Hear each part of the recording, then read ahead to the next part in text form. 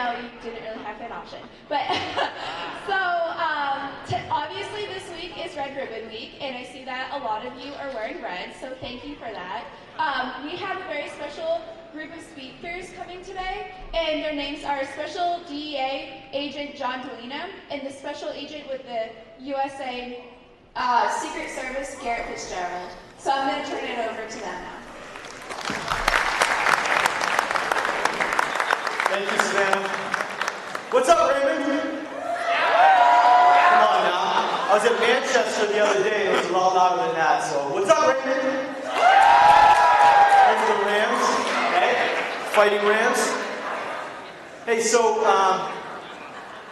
listen, I appreciate the opportunity to come in here to talk to you guys, and, you know, I'm going to make it worth your while. You know, I'm going to talk to you for a little bit. Garrett from the Secret Service is going to talk to you a little bit. This is an important week, Red Ribbon Week. If you don't know a lot about Red Ribbon Week, let me just start off by saying that although it's really, for all of us, we know it's all about drug awareness, and that's such an important message right now, not only in our country, but especially here in New Hampshire. But did you know Red Ribbon Week was started because there was a DEA agent, a guy that does the same job that I do. His name is That is dedication. That is dedication. He was doing the job that I do, and he was down in Mexico doing the job, and he was down there with his family, his wife and his young kids, and some high-level traffickers, some high-level bad guys, decided that he was getting a little too close to what they were doing. So they kidnapped him. Hey, Steve. Right out in front of his Hey, office. Steve. They stuffed him in a car. Could you just grab the shirt, just And give they a little brought him to tug down? house, And for Cool. Perfect. quite a while, Thank you very much, man. over the span of days, they tortured him. They had a doctor there that was working with them. His job was to keep him alive after they tortured him, so they could torture him some more.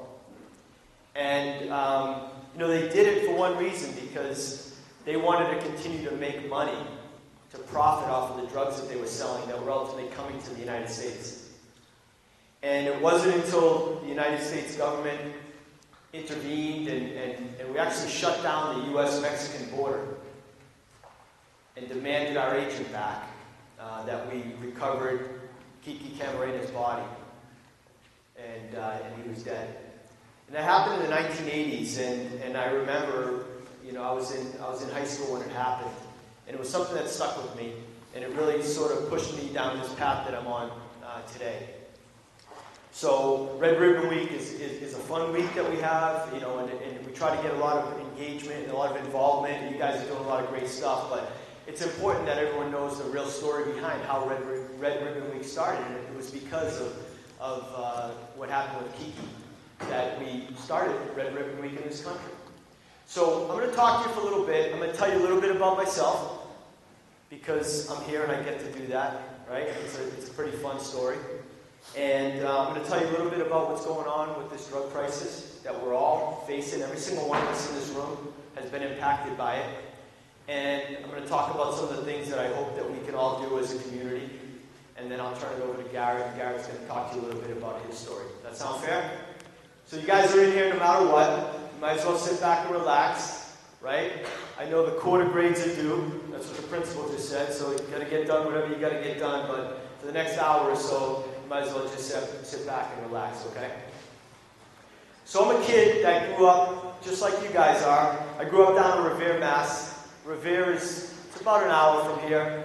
Small little town, and you know, I grew up with the same stuff that you guys are growing up around you. There was drugs in my community. There was drugs in my schools. There was drugs in my neighborhood. There was drugs in my street. And I grew up with drugs in my home. And I was faced with that at a very young age. Sort of that dilemma, that this stuff was right there in front of me. It was available. It was open every single day. But I had to make some hard choices at a young age. And those aren't easy choices. And I know right now that you guys are faced with a lot of similar things. You know, whether it's alcohol, marijuana, prescription pills, or anything else that's out there, we're faced with that challenge in front of us every single day. I had to make some hard decisions at a young age. Even though the people that were supposed to be my role models, family members, were engaging in that activity, I still had to make a decision for myself to keep myself away from that.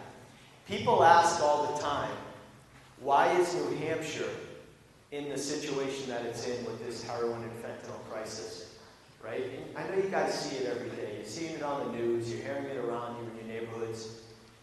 There's a situation that's developed here with this addiction.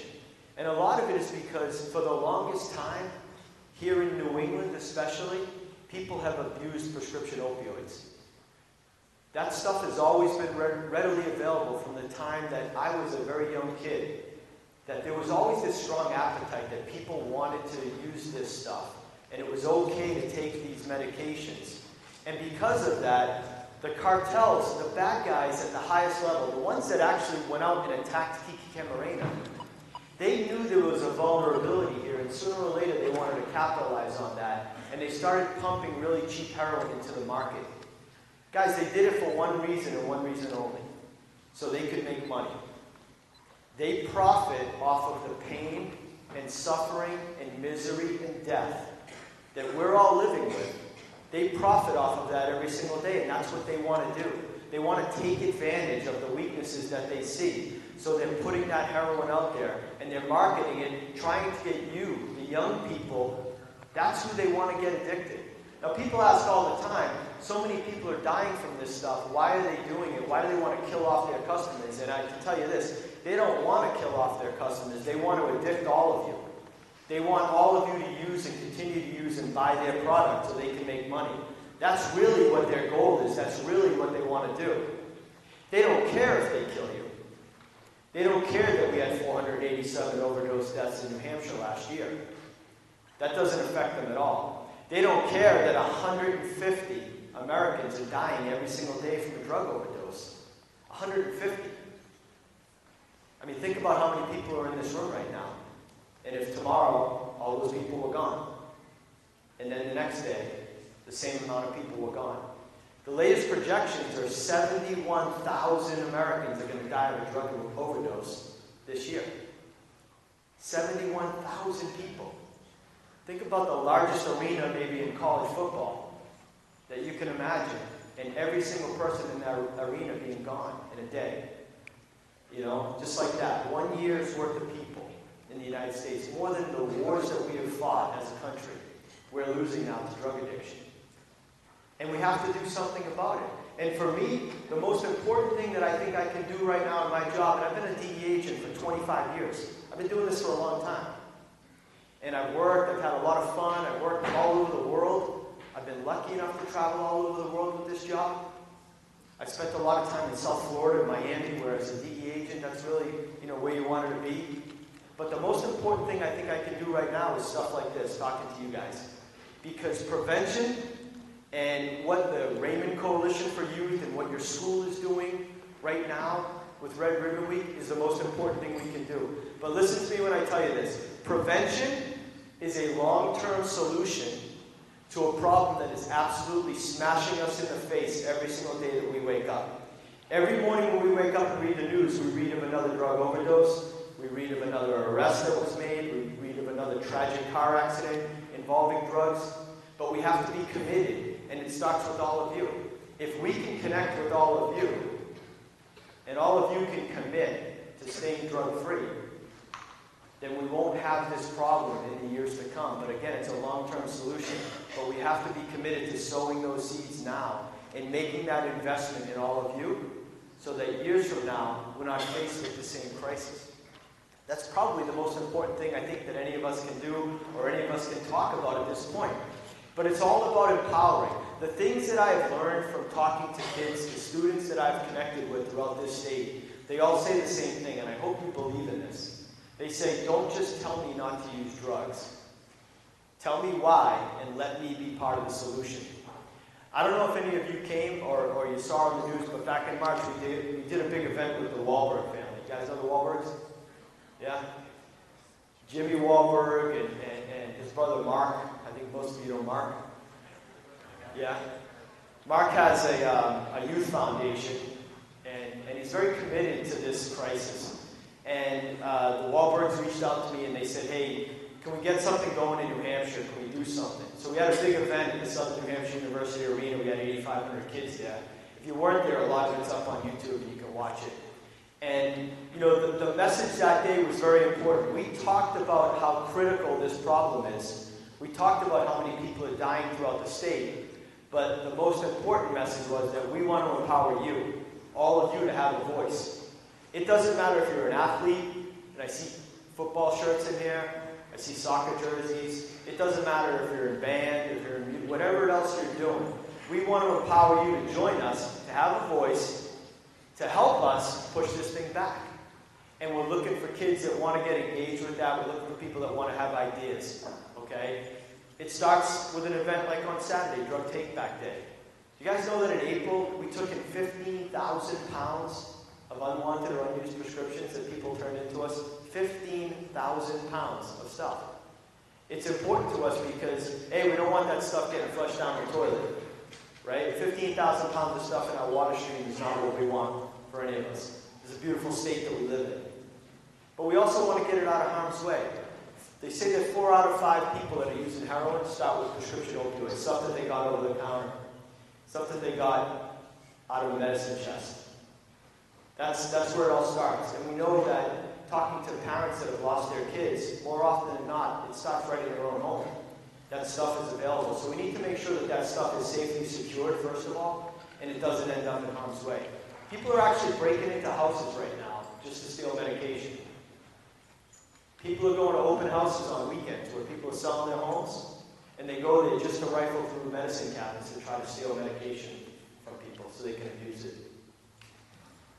But I think the worst thing that could happen, the worst thing for any of us would be is if one of you or your friends stumbled into something that somebody had in a medicine cabinet. And that's why it's so important for us to get rid of this stuff. This stuff is so lethal, it's so deadly when it ends up in the wrong hands.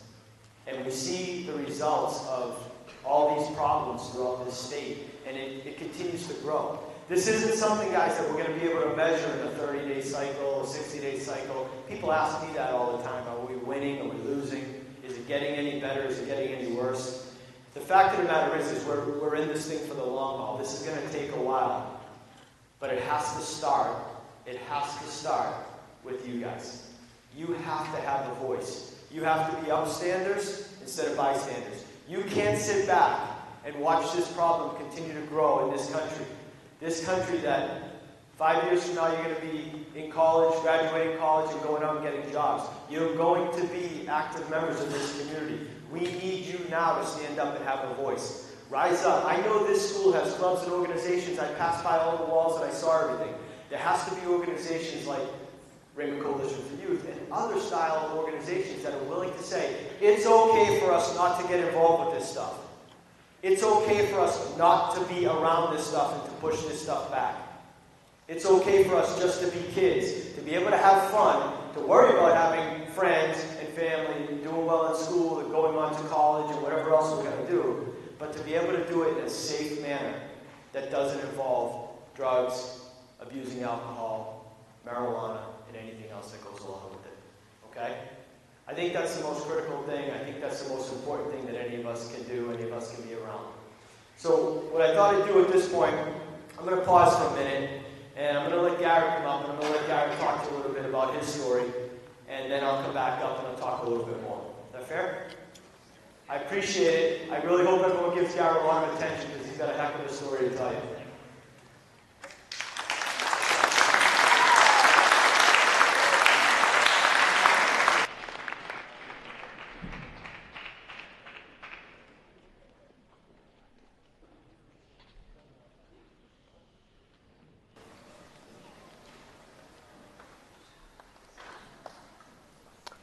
What's going on, guys?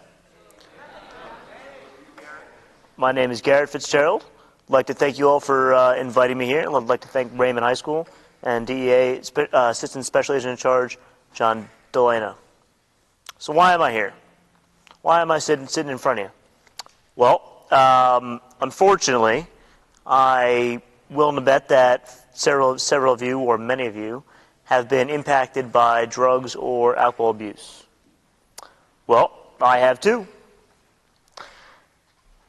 So today, I'm going to tell you a little bit about myself, a little bit about my story, and some of the impacts of poor decisions made by someone else and the impact that they've had on me. So, let's get started. I was born and raised in a suburban town about an hour north of New York City. Regular middle-class home. My dad was an engineer. My mom was a secretary. I have one older sister. Grew up, went to the public elementary school, middle school, and high school. When I wasn't in class or doing homework, spent my time playing sports, hanging out with buddies, and trying to meet girls. In addition, some of my pastimes were going to the gym, working on my car, and riding my motorcycle.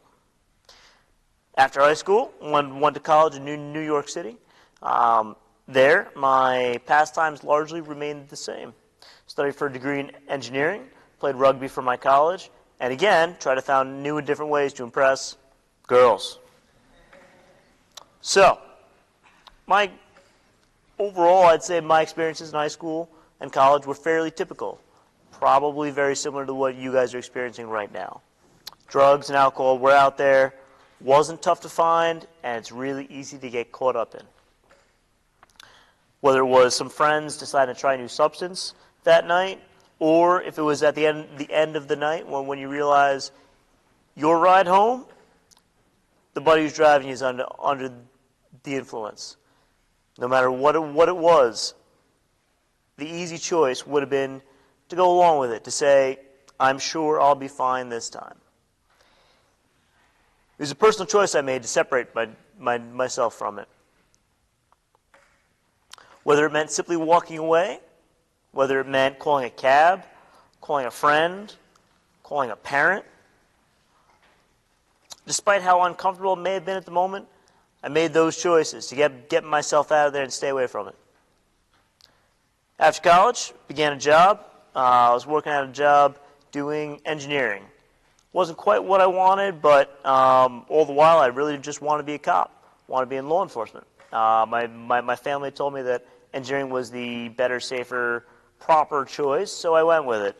But after about a year, I quickly realized that wasn't for me. So I decided to pursue my true passion, and I tried to get into law enforcement.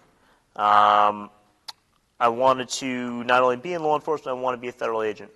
I wanted a job that I thought could help me make a large difference in the world and help me make an impact on the neighborhoods and society I was working in. So I started down that path, started applying to a whole lot of different agencies, and not a single one of them got back to me. Frustrating, but it took some time, didn't shift my focus, and after about 6 years, I spent continually applying, pursuing a master's degree, and continuing to make good decisions. One key trait to becoming a federal agent is making good choices. It's not making good choices once. It's not making good choices twice. It's making good choices every time and having that track record of it. It's about being the guy that can be counted on to do the right thing when no one's looking. It's easy to do the right thing when the camera's on you. It's easy to do the right thing when your parents are looking. It's easy to do the right thing when there's a whole ton of friends staring at you. It's hard to do the right thing when no one's looking. So, the Secret Service, above all else, depends on traits like that. At the Secret Service, we have a dual mission. One is to protect the leaders of our country. The other is to investigate crimes.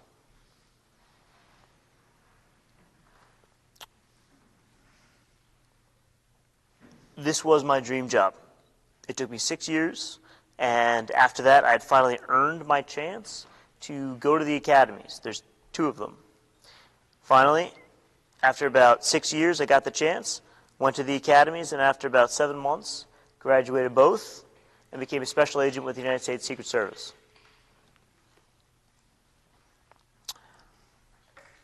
I graduated in September of 2015. Actually, get a little feedback. Hey, John.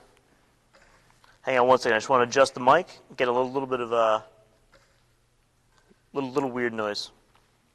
You get feedback? Can we just put it back in my leg? You want to hold it? No, just on the leg is fine. There. Yeah, perfect. Thank you, buddy. All right, apologize. So, graduated the academies in September of 2015. Immediately after that, I got posted in the Boston field office, just about an hour south of here. Began investigating crimes and working protection details for the leaders of our country. I'm proud to do the mission that I do. The hours are long, early mornings and late nights. We travel a lot, sometimes across the state, sometimes the neighboring state, sometimes across the country, usually with little or no notice. It's difficult, but I'm proud as I could ever be to do that mission, represent the service, and fulfill my duties as an agent. So I was working in the Boston field office a little over 4 months. I graduated in September. This was December, and I was working a protection detail for a presidential candidate in North Conway, New Hampshire, not far from here. I was with 3 other special agents that day. Our shift started very early in the morning, and it was a cold, snowy day. It was December 29th, 2015. We had worked the whole day. When my shift was over, myself and the 3 other agents hopped in one car and drove south. We were going from North Conway to Portsmouth. We had a hotel there. We were going to stay over and work another protection detail the next morning. We were all seatbelted, driving slowly. As I mentioned, it was snowy, so we were going approximately 40 miles an hour. Slowly, prudently, just traveling home. And I remember looking at my Google Maps, and a trip that should have taken, I don't know, about an hour or so, looked like it was going to take almost 2. Sitting there knowing... I'll hold that for you. Okay. Okay. I was sitting there knowing what the day was going to hold tomorrow, and just couldn't wait to get back. So while all this is going on, there were 3 other people that made far different decisions that day. They decided to travel from New Hampshire south to Massachusetts to buy drugs, to buy heroin, to get high, and drive back north. As they drove back north, they drove up a highway called Route 16. We were driving south from North Conway to Portsmouth. We were driving on Route 16.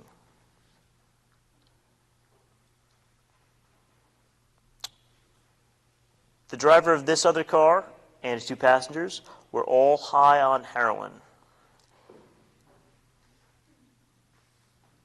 As they were driving, they decided to drive their car on the wrong side of the road.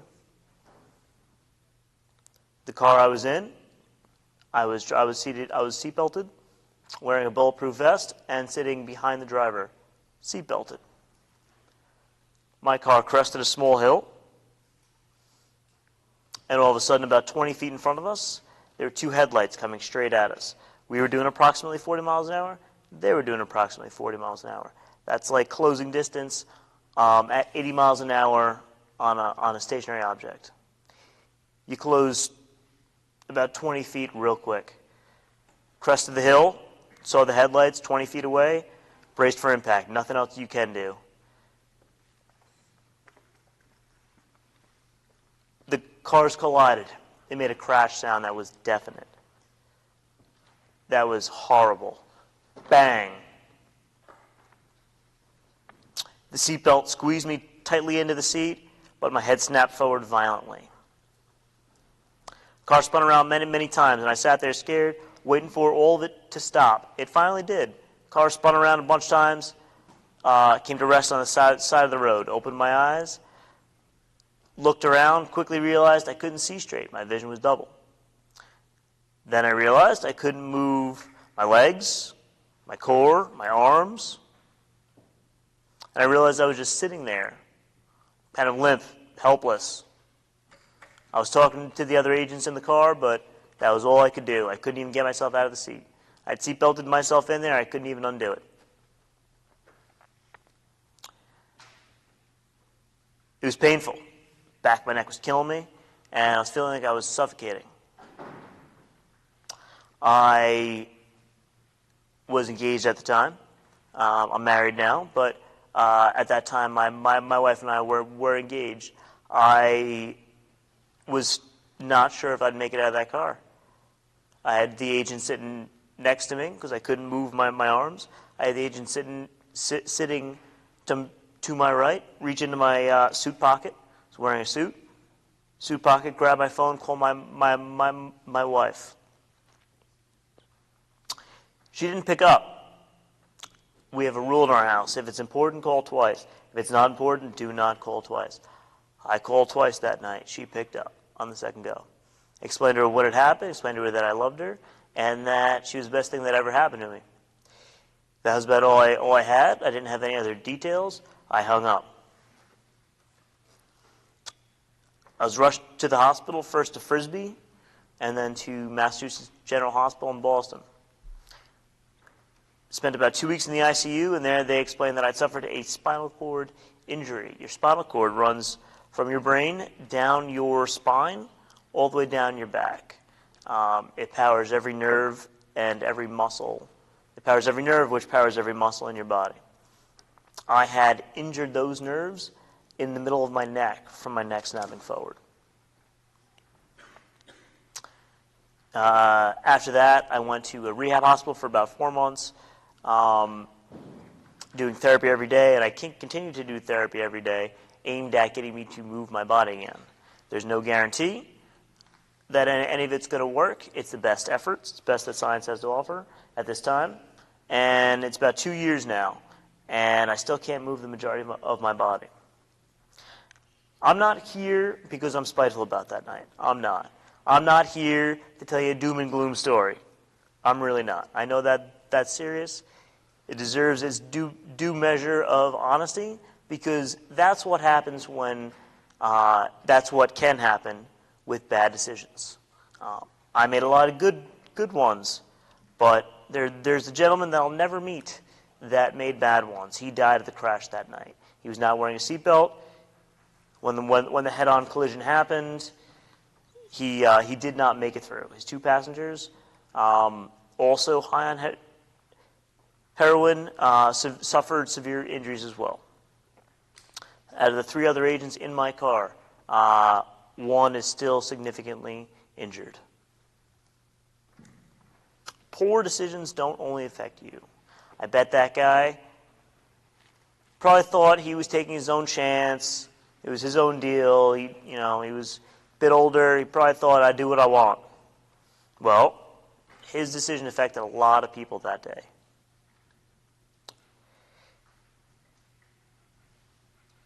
It all happened because he made 2 very, very poor decisions. One, to get high on heroin, and the second one, to magnify that and drive. It's all completely preventable. And that's why I'm here, to talk to you about preventing it. This can happen with drugs. This can happen with alcohol. To be honest with you, this could even happen with answering that text message, Instagram, Snapchat, what have you, behind the wheel. It could happen for a lot of reasons. But drug and alcohol abuse are the reasons I'm here today.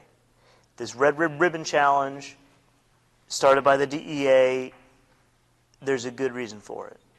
It affects all of us. You would think, federal agent, back of a car, seatbelted, no big deal, not going to be affected. I was.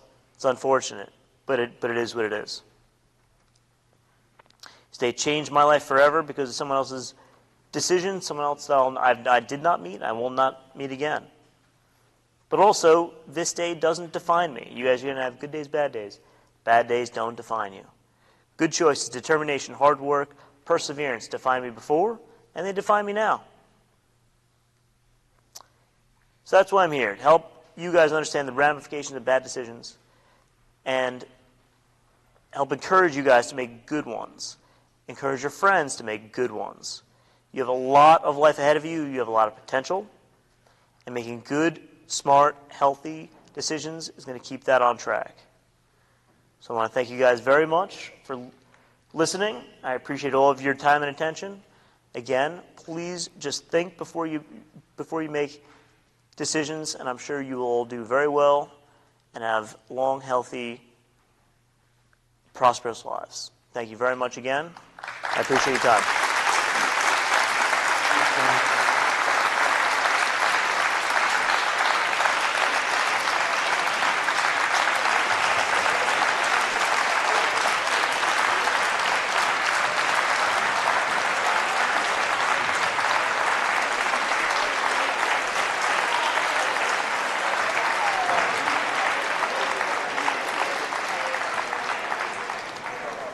Thank you guys for... Hey, so I'm just going to say a few things to wrap up, and then we'll take some questions, if anybody has any questions for Garrett or for myself. But personally, I just wanted to thank Garrett for taking the time to come up out of Boston today, and for his partners in the United States Secret Service who made the trip here. We also have a guest from the United States Attorney's Office, Joe Caffarelli, the law enforcement liaison from the United States Attorney's Office, and I know we have some Raymond Police Department folks here as well. There's a lot of people that are rooting for all of you guys. There are a lot of people that want to see you guys get it right and stay healthy, make the right decisions. You know, I look at Garrett, he's a very, very brave young man. He signed up to do a job like I did, you know, a long time ago. And you know, he's brave enough to get up here and share a story with you about how, like he said, somebody made some really bad decisions that upended, you know, what his plans were. Garrett was out, you know, dedicating his life on behalf of this country and for a job that he loves and dreamed about doing his whole life. Because somebody decided to use heroin, and especially get behind the wheel, you know, he's in a much different position today talking to you. But it's important that we think about that, because we see this playing out all over the state, you know, all over our neighborhoods. I want to share another story with you that really affected me when I got here. It's a story about a young girl that went to school not far from here, and her name was Eve. And one day I woke up and I was checking the news, and I saw that a 17-year-old girl had died of a heroin overdose in a motel room in Rochester, New Hampshire. And as a DEA agent, that doesn't sit well with me. As a parent, it's even worse. Because at the time, I had a 17-year-old daughter, and it really just affected me. So the men and women that worked for me went over and we worked with the Rochester Police Department, and we found out that Eve was a young girl who was still in and out of high school, but she was living with a mother that was making really, really bad decisions. And mom was a heroin user, and mom was a prostitute. And mom was living in a one-bedroom motel with Eve and with just two other random people. And collectively, they started pushing heroin onto Eve, and Eve was a user. Occasionally, she showed up at high school. She was a beautiful young girl. She had friends, but she was using heroin. And she didn't have a support system there to help her get out of it.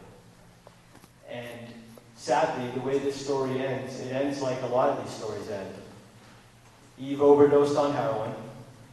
The two people that were with her that were supposed to be watching her realized that she was dead, so they continued to use heroin, because that's what they do. And then they passed out, and several hours later they woke up, and Eve was still dead. So they threw her in a bathtub to try to wake her up and maybe revive her, but that didn't work. So they finished using the heroin that they had, they cleaned up the motel, they came up with a terrible story, and then they tried to sell it to the police, and that didn't work, and now a bunch of people are in jail because of it. But Eve's not coming back. A 17-year-old girl shouldn't be exposed to that life, but we're seeing that play out all over the place. Let me share one more with you. On the news the other day, they had a story of a young boy that was brought into Dunkin' Donuts with his dad, and his dad bought him a little thing of milk and a couple of munchkins. I know that's something we all loved to do when we were kids, and I do it with my kids now. Dad went in the bathroom, but he went in the bathroom to use heroin, and he overdosed, and he never came out. And this little kid, it's all in there on video. So a kid's sitting there, he's finishing his munchkins, and he's staring at that bathroom door, waiting for Dad to come out, but he never does. And the kid's trying to get enough courage to figure out what to do. And he finally goes and asks the girl behind the counter for some help. And they go jiggle on the door, and it's locked. So they have to get a manager to open the door, only to find Dad in there with a syringe in his arm, overdosed. Imagine what's going through that little kid's mind when he had to watch that scene play out. It's not fair. He didn't ask for that. Eve didn't ask for that lifestyle that she was exposed to.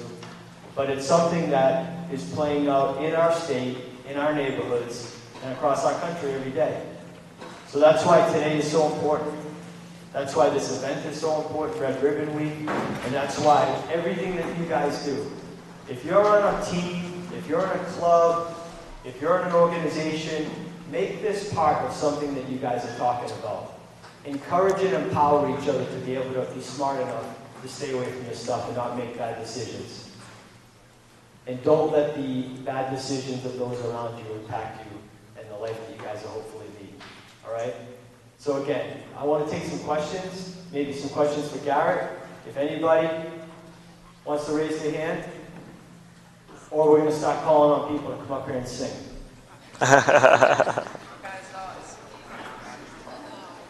Yes, go ahead. For Garrett. How was his partner injured that day? So out of the other 3 agents in the car, one agent, female agent, she broke her hip. She is functionally doing better than I am, but still struggling, still an issue. Still working with that every day. Thank you for that question. Anybody else? Appreciate that. In the front left. Where? There you go.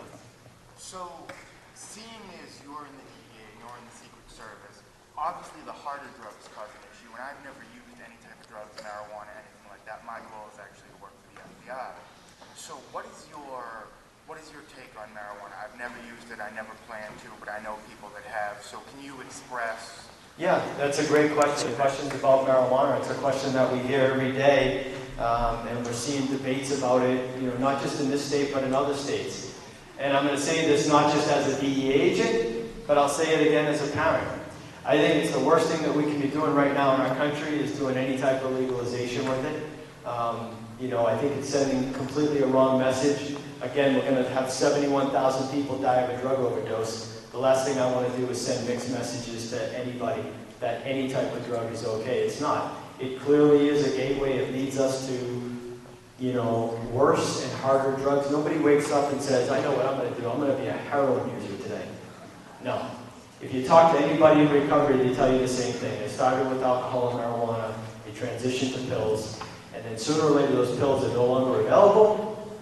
And that's when somebody is there selling cheap heroin. Because once you're gripped by that addiction, when you have that opioid addiction, it just doesn't stop.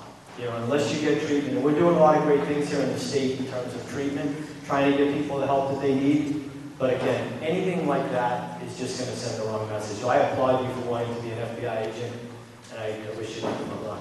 Thank you. Yes. How was your wife when you told her what happened? The question's for Garrett, and what was your wife's reaction when you told her what happened? Her reaction was she was stunned. She wasn't expecting that phone call. I had left the day before to go up to North Conway. She knew I was working, and I actually just had called her that day, telling her my detail was extended, so she was not terribly happy with me, and she was making dinner.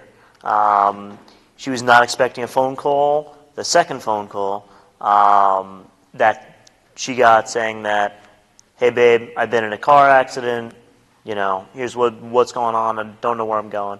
So it was shock, but actually the end of that story is she is an amazing lady, amazing woman. We were engaged at that point.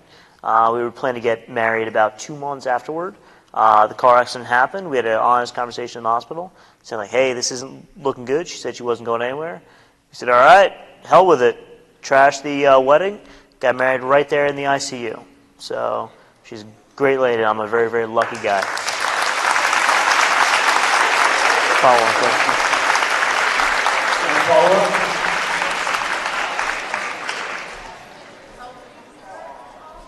So the question was, did your wife help you through your recovery process?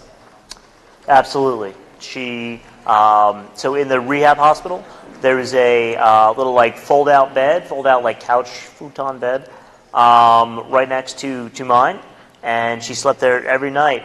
4.5 months of sleeping in a hospital right next to me, not getting much sleep and surviving on hospital-grade coffee. I don't know if anyone here is coffee drinkers, but that is not the prime cup of Java. I got news for you. So. Anybody else? Any other questions? No? In the front on the left. You see one? Right here. Sorry about that. So when did the car crash? Say it again, I'm sorry. When did it? Again, when was the car crash? The car crash was December 29th of 2015. So this is December makes about 2 years ago. Anybody else?